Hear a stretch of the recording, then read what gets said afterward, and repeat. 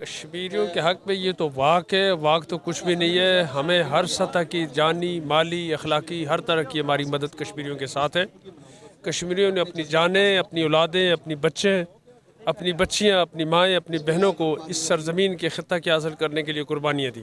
اگر کشمیریوں کو کوئی تکلیف ہوتی ہے تو ہمیں یہاں پہ تکلیف ہوتی ہے. اس لیے کشمیر ہماری شارگ ہے، کشمیر کے لیے ہماری جان بھی حاضر ہے. کشمیر جو ہے وہ شروع سے ایک ڈسپیوٹڈ ٹیریٹری ہے جس پہ انڈینس نے لیگلی قبضہ کیا ہوا ہے 1947 سے. تو ہم ہمیشہ سے یہی چاہتے ہیں کہ UN ریزولوشنز کے مطابق ادھر ایک فری اینڈ فیئر پلیبسائڈ کروایا جائے تاکہ کشمیریوں کو ان کی رائے دہی کا حق دیا جا سکے. تو اسی سلسلے میں آج ہم سارے منسٹری آف فارن افیئرس سے یہاں تک ہم نے واک کی ہے تاکہ ان کے ساتھ ہم اپنی سولیڈیرٹی شو کریں. اس واک میں حصہ لے کر کے ہم بالکل لاؤڈ اینڈ کلیئر میسج یہ دے رہے ہیں کہ کشمیر کے ساتھ پاکستان تھا، کشمیریوں کے ساتھ پاکستان ہے اور انشاءاللہ آگے بھی رہیں گے. اور ہم جتنی بھرپور ڈپلومیٹک اور سفارتی ان کی سپورٹ کر سکتے ہیں انشاءاللہ کرتے رہیں گے.